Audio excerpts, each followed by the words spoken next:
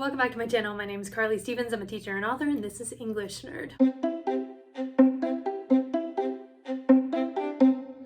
Today I'm going to talk about plot holes in Hamlet. Now, to preface this, I've taught Hamlet for many years. I've directed a play of Hamlet. I've written a Hamlet retelling. If you haven't read this Dark Academia Hamlet retelling, go out there and get it. It's great.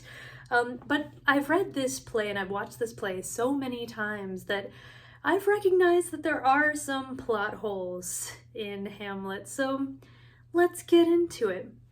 Now, one more disclaimer. Some of these are just head scratchers. It seems a little weird. Others are legitimate plot holes. So I'm just going to kind of bunch them all together and you'll see.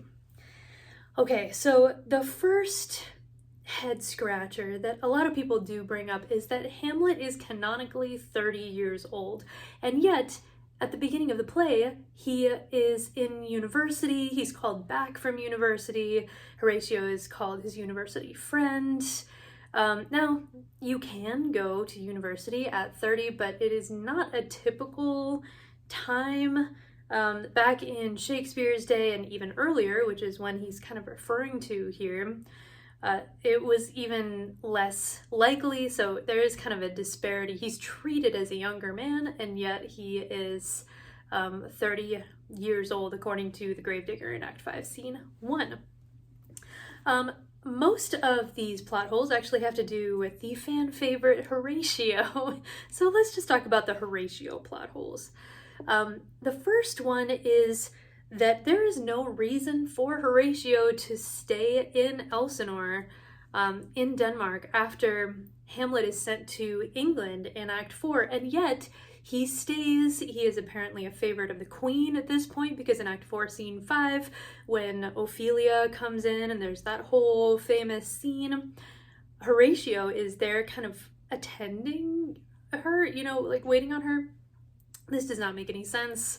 Horatio is not canonically somebody who needs to stay at the court. He is a friend from Wittenberg, the university where he and Hamlet were going in Germany. So now that Hamlet's gone, why is Horatio there? Is it to keep an eye on the king and queen? I mean, maybe, but we don't have a clear indication of that in the play.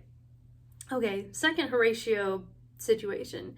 In Act 1, Scene 1, he's very skeptical, but then he sees the ghost of Hamlet Sr., King Hamlet Sr., who just passed away, and he declares, "Thus was the very armor he had on when he smote the sledded poleaxe on the ice."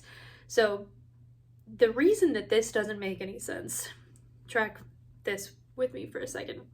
Hamlet Sr., the king who passed away, defeated Fortinbras Sr. of Norway, again canonically, on the day that Hamlet Jr. was born. This is according to the Gravedigger in Act 5, Scene 1. Okay, so if Hamlet Sr. defeated Fortinbras Sr. the day Hamlet was born, how does Horatio know the clothes that he was wearing? There are two options that I see. One is that there is some kind of painting or something of that defeat and he's wearing those particular clothes, that particular armor. Option two, Horatio is significantly older than Hamlet is, but he comes across as exactly the same age, so it's this weird disparity. Like, how do you know these things? Something else that Horatio knows that is weird in Act 1, Scene 1 is exactly why Denmark is making preparations for war against Norway. He's the one who explains to the guards what's been happening and why they're creating cannons and what's all this hullabaloo about. Why wouldn't the palace guards know more than Hamlet's college friend? Is Hamlet aware of this conflict in a way that the guards are not, and he's told Horatio? It's all very weird. Horatio is like all-knowing and he's omniscient and omnipresent in this whole play, and I don't really get it. One more Horatio thing. Now, there is an explanation for this one, but I don't know. Okay, so in Act 4, Scene 5, think it's in Act 4, Scene 5, the first time that we see Ophelia, who has sadly lost her mind, come in. Horatio is the one who's tasked with taking care of her. Odd on its own. But then Ophelia wanders back into the throne room after Laertes arrives, unattended, because apparently, as we see in the next scene, Horatio has abandoned her to pick up a letter from Hamlet. There are possible explanations for this, but again, canonically, Horatio is a very level-headed person. He's skeptical about the ghost at the beginning. Hamlet in Act 3, Scene 2 talks about how one of the things he loves about Horatio is how level-headed he is, how he takes the good and the bad just in stride. Why he would abandon such an important task of looking after this poor girl just for the possibility of getting a Hamlet letter seems tremendously out of character. Even if he's like wildly in love with Hamlet or whatever you want to say, it seems weird that he would just abandon her. But again, that's what happens in the play. Speaking of Ophelia, when Ophelia meets her tragic end, Gertrude is the one who conveys that information to Laertes at the end of Act 4, Scene 7. And she goes into a tremendous amount of detail about how Ophelia drowned. And it's like, how do you know what kinds of flowers she was putting together into different garlands when she fell into the river? How do you know that she was floating there for a while singing a song before she was dragged down? I've given this a lot of thought. I've considered, well, maybe she was watching from afar. She couldn't get there quickly enough. But it's bothered me for years and years. And I just don't know what the answer is. Why wouldn't, it's tempting to say, well, Gertrude just wanted to see her go. And she just watched, and I'm all for a good conspiracy theory. But that one doesn't seem to hold water for me, because she says at various points, she says in Act 3, Scene 1, in Act 5, Scene 1, that she really likes Ophelia, that she ships Ophelia and Hamlet. I don't think I do, but according to Gertrude, she really likes Ophelia, so why would she have that inclination toward being so cruel to her? So yeah, that's always bothered me. I don't get that at all. Ophelia's brother, Laertes, my boy, also has a plot hole. As Laertes returns from France after hearing the news of his father Polonius being stabbed through the curtain and all of that, I guess he didn't get the whole stabbed through the curtain situation. He just knows that his father Polonius has been killed. So he returns to confront Claudius, the king, about this, because he thinks that Claudius was the one who killed Polonius. Now, that kind of misinformation, I totally get, rumor mill and all of that. So that is not the plot hole. The plot hole, for me, is when there is a mob that backs Laertes as they're going into, bursting into Elsinore, and what the crowd is shouting is, Laertes shall be king, Laertes king. Laertes king. That is just the weirdest thing for anybody to say, because he is not in line in any sort of direct way for the throne. Hamlet is, again, canonically very, very popular with the people.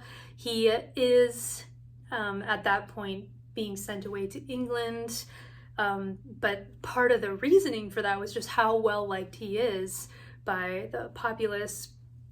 So why they would be shouting that Laertes, of all people, the son of the advisor, should be king, I mean, it could just be like a mocking thing. But that was one of the most difficult pieces to kind of reconcile as I was putting my own retelling together, trying to account for everything that happens in a way that makes sense. Last one is, I don't know that it's one of those head scratchers. I don't know that it's technically a plot hole, but it's a really odd choice in a lot of ways. So in Act 4, Scene 6, when Horatio, who has abandoned Ophelia, is reading the letter from Hamlet about his trip to England that did not go as planned, we learn that Hamlet was the ship that Hamlet was on was pursued by pirates. Hamlet jumps onto the pirate ship in the scuffle, and the ship pulls away, and the pirates, very nicely and without a demand of ransom, bring him back to Denmark. This bothered me for a few years, and then I realized that the likeliest answer to why the pirates would do this is that Hamlet planned the pirate attack all along. If you look at the end of Act 4, not Act 4, I'm sorry, Act 3, Scene 4, the closet scene with Hamlet and his mother, you see that Hamlet says, as he's talking about that trip, "Oh, 'tis most sweet when two crafts in one line, two crafts directly meet." So there's that, there's the unlikeliness of the pirates bringing him back.